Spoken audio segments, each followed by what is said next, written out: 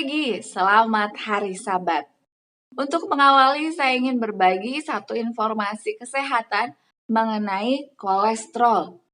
Kolesterol ini salah satu penyebab penyakit jantung yang seringkali kita melihat banyak kematian mendadak yang terjadi. Kolesterol dibagi dua. Yang pertama adalah HDL atau High Density Lipoprotein yang biasa kita kenal sebagai kolesterol baik, di mana kolesterol yang baik ini mengangkut limbah dan racun ke dalam hati. Yang terakhir adalah LDL, istilahnya yang biasa kita dengar, atau Low Density Lipoprotein. Yang kedua inilah LDL ini yang biasa dikenal sebagai kolesterol jahat, di mana menyebabkan timbunan plak di arteri pembuluh darah kita yang membuat darah itu sulit sekali untuk mengalir.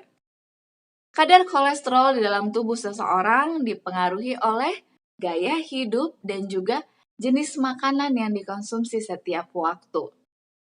Salah satu buah yang dapat membantu untuk menurunkan kolesterol adalah buah pepaya. Pepaya sangat mudah kita temukan di mana-mana, bukan hanya di pasar, kadang dijual juga di sepanjang jalan yang kita lalui. Ternyata Tuhan itu begitu baik. Tuhan sudah merancangkan buah yang mudah didapat dan harganya pun ringan di kantong untuk membantu pemulihan kesehatan kita. Karena pepaya memiliki kadar serat yang cukup tinggi, mengatur tingkat tekanan darah dan juga kolesterol dalam tubuh kita. Selanjutnya adalah tomat. Karena tomat memiliki kandungan potasium yang baik untuk menurunkan tingkat kolesterol yang jahat dalam tubuh kita. Tuhan itu memperhatikan manusia sangat penuh dengan kasih, sehingga Tuhan sudah terlebih dahulu menyediakan makanan-makanan alami yang kita perlukan. Mari kita terus bersyukur untuk kebaikan Tuhan. Kita mulailah dari hal-hal yang sederhana, yaitu hal-hal yang kecil. Judul bacaan renungan pagi kita hari ini 23 Oktober ialah Orang yang lemah lembut akan memiliki bumi. Ayat intinya diambil dalam Matius 5 ayat 5. Berbahagialah orang yang lemah lembut karena mereka akan memiliki bumi. Penjelasannya, ada saatnya ketika Kristus berbicara dengan otoritas yang mengirim perkataannya diterima dengan kekuatan yang tak tertahankan, dengan perasaan yang luar biasa akan keagungan sang pembicara dan agensi manusia menyusut menjadi tidak ada apa-apanya dibandingkan dengan dia di hadapan mereka. Mereka sangat tersentuh, pikiran mereka terkesan bahwa dia mengulangi perintah dalam kemuliaan dengan cara paling baik. Ketika dia memanggil dunia untuk mendengarkan, mereka terpesona dan takjub, dan keyakinan muncul di benak mereka. Setiap kata dibuat sesuai pada tempatnya, dan para pendengar percaya dan menerima kata-kata itu, dan bahwa mereka tidak memiliki kekuatan untuk melawan. Setiap kata yang diucapkannya bagi para pendengar adalah kehidupan Allah. Dia memberikan bukti bahwa dia adalah terang dunia dan otoritas gereja mengklaim lebih unggul dari mereka semua. Yesus menempatkan kelemah lembutan di antara kualifikasi pertama untuk kerajaannya. Dalam kehidupan dan karakternya sendiri, keindahan anugerah ilahi yang berharga ini diungkapkan. Sifat alami manusia selalu berjuang untuk tampil, siap untuk kontes, tetapi dia yang belajar tentang Kristus dikosongkan dari diri sendiri, kesombongan, cinta akan supremasi, dan ada keheningan dalam jiwa. Diri menyerah untuk diisi Roh Kudus. Maka kita tidak ingin memiliki tempat tertinggi, kita merasa bahwa tempat tertinggi kita adalah di kaki juru selamat kita. Kerendahan hati, kelemah lembutan yang merupakan buah dari tinggal di dalam Kristus adalah rahasia berkat yang sejati.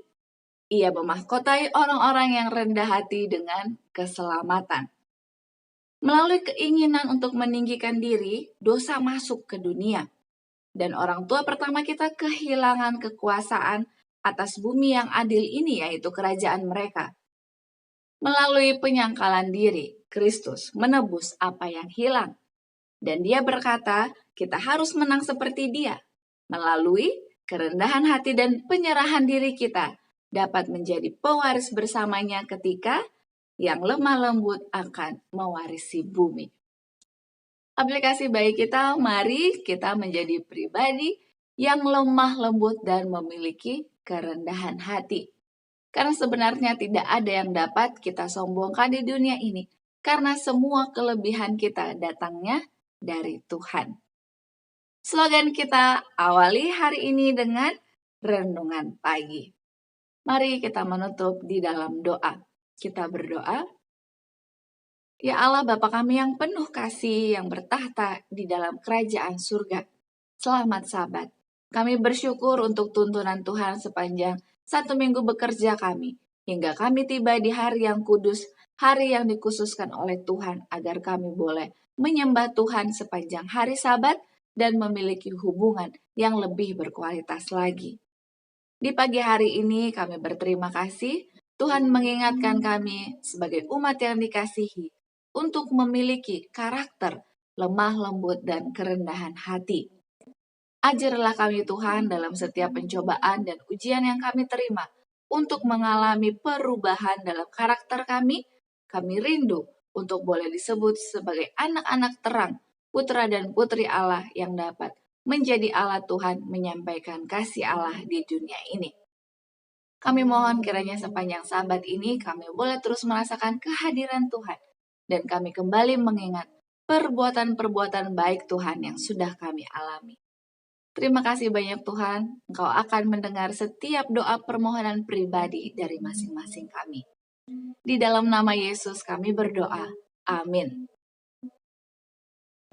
Terima kasih banyak, mari kita terus bersukacita setiap waktu, menyanyi dalam hati, dan memiliki alasan untuk bersyukur.